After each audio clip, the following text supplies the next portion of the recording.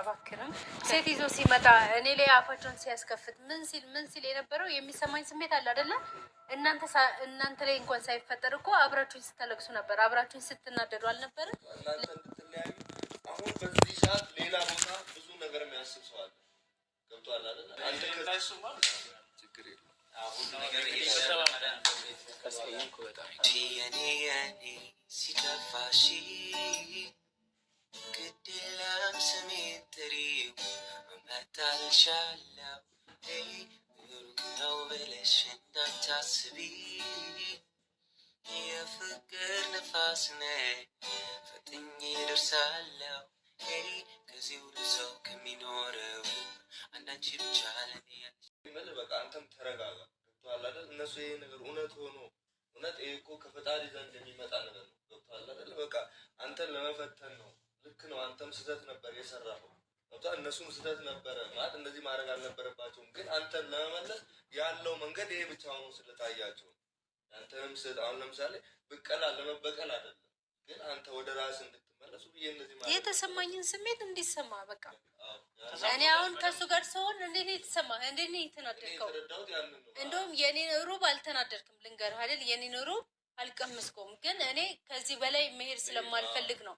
ከዚህ በላይ ራሴን ማቆሻሻ አልፈልግም። ገብቷል አይደል? እኔ እንደዚህ አይነት ሴት አይደለሁም።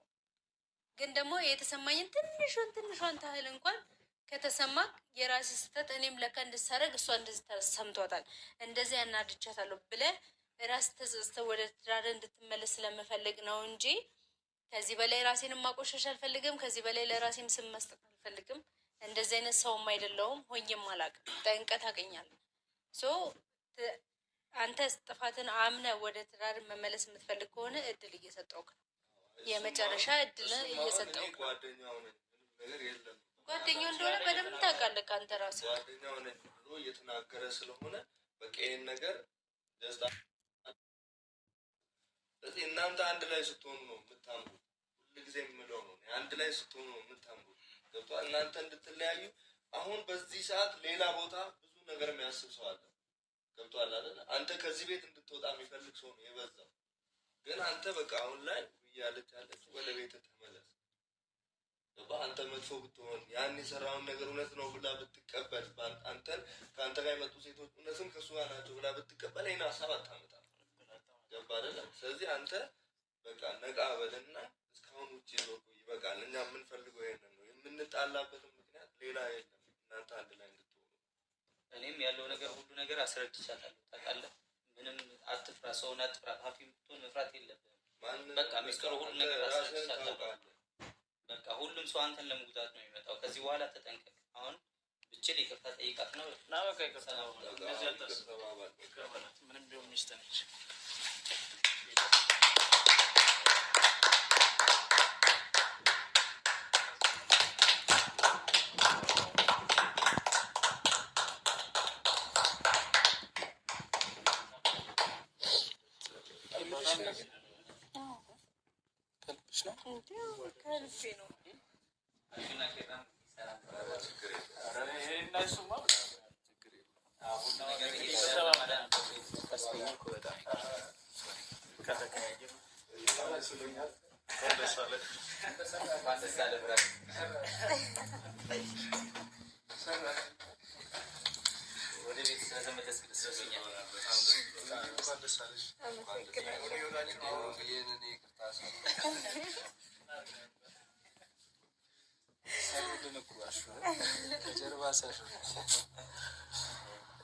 እንግዲህ በቃ እናንተ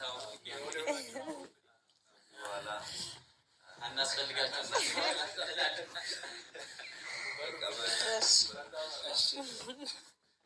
ቴንኪው በጣም አመሰግናለሁ።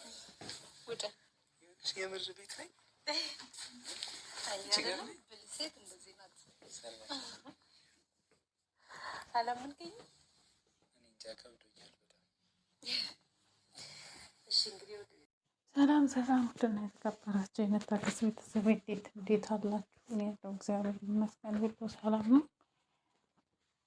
እንግዲህ ዛሬ ማለት ነው ለበዓል ቀደም አድርጋችሁት ቢሆን ጥሩ ነበረ እያልኩኝ እንግዲህ እንዳያችሁት ቪዲዮ ውብዬና ናሂ ታርቀዋል፣ እርቅ አውርደዋል ማለት ነው። ውብዬ እንደዛ ስታደርግ የነበረው እሱን ለመመለስ እሱ ሲያደርግ የነበረው እቤት ሴት ይዞ እየመጣ እንዴት እንደሚሆኑ የነበረውን እንዲሰማው እንዲማርበት እሷ ስትናደድ እሱም ያ ስሜት ውብዬ የተሰማ ስሜት እንዲሰማ ነበር ስታደርግ የነበረው እና በጣም ደስ ይላል። የምር ጓደኞቹ ራሱ ይሄን አስበው ደግሞ ይሄን ነገር ሲያደርጉት የእሱ የራሱን ጓደኛ ይዘው ነው ማለት አሁን የእሱ ጓደኛ እሱ ባይኖር ላያምኑ ይችላሉ። ገባችሁ?